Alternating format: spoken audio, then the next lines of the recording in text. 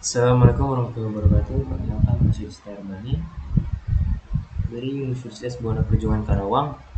Di sini saya akan menjelaskan dan menyelesaikan persoalan tentang menentukan biaya optimum dengan metode simplex untuk fungsi tujuan maksimum atau maksimasi. Nah, di sini kita punya contoh kasus di mana kita perlu memaksimalkan Z sama dengan 6x1 plus 10x2, di mana ada tiga fungsi kendala, yaitu kendala pertama 4x1 kurang dari sama dengan 16, 6x2 kurang dari sama dengan 30, dan kendala ketiga 12x1 plus 10x2 kurang dari sama dengan 60. Langkah pertama, kita tentukan dulu, kita rubah fungsi tujuan ini ke dalam bentuk operasi ya. Kita mulai dari fungsi tujuan, yaitu Z, kita pindah ruaskan, jadinya Z min 6x1 dikurang 10x2 sama dengan 0. Lalu untuk setiap kendalanya sama, kita ubah ke dalam bentuk bilangan operasi.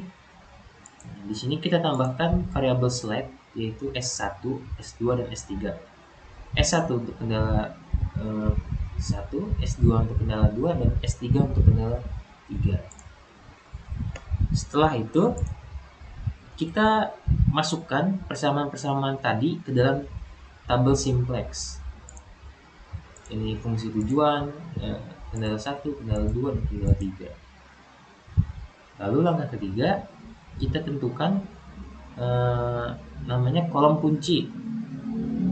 Itu kita ambil dari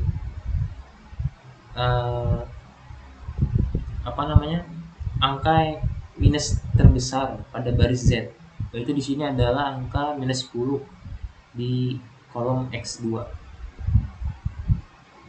Lalu langkah keempat, di sini kita memilih baris kunci, yaitu baris yang mempunyai nilai indeks terkecil.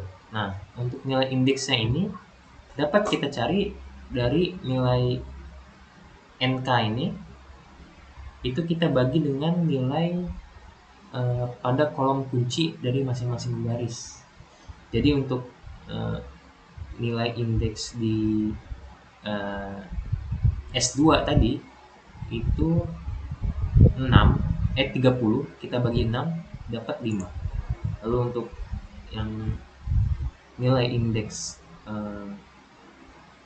S3 tadi 60, kita bagi 10 dapatlah 6. Lalu selanjutnya kita menentukan nilai baris kunci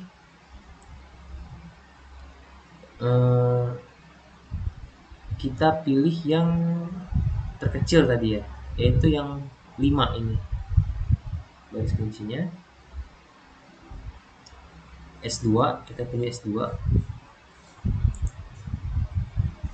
Dan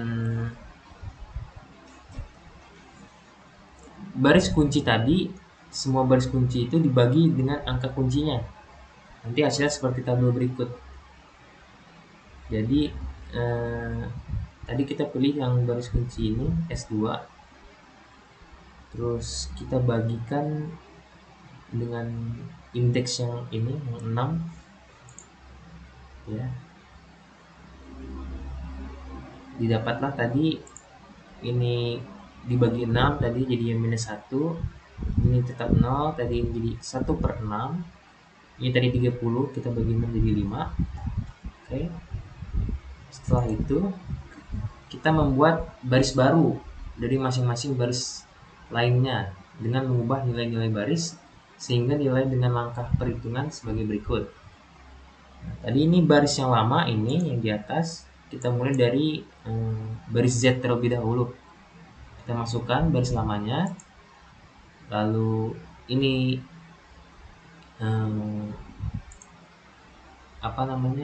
nilai baris baru yang kunci, nanti kita kurangkan, didapatlah baris baru untuk yang Z. Ini rumusnya. Untuk mencari baris baru, baris lama dikurang NBBK dikali KAKK. Ini KAKK nya minus 10 tadi, nanti berarti ini 0, kita coba ya, yang ini 0 kita kalikan dengan ini, terus kita kurangkan dengan minus 0, jadi didapatlah minus 6. Begitu juga seterusnya.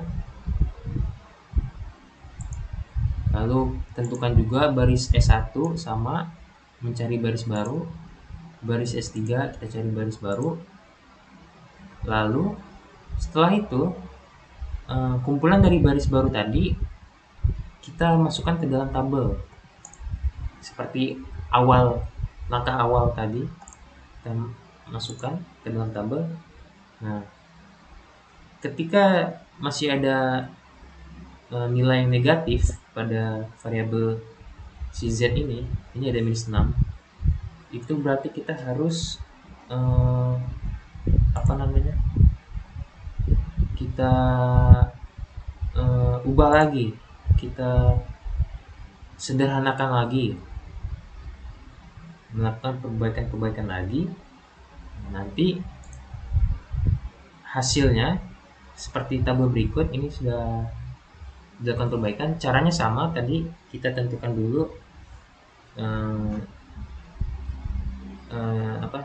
variabel Z yang negatif paling besar, lalu kita tentukan dulu nilai indeks, kita pilih yang nilainya paling kecil, lalu kita bagi.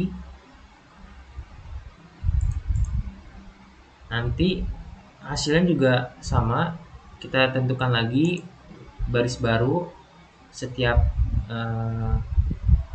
variabel, baris Z, baris X1 dan X2,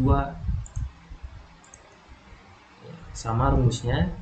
Dan nanti kita masukkan lagi kembali ke dalam tabel untuk baris baru hingga tidak ada bilangan yang negatif pada si Z-nya ini. Ini udah nggak ada yang negatif ya, sudah habis semua. Nah,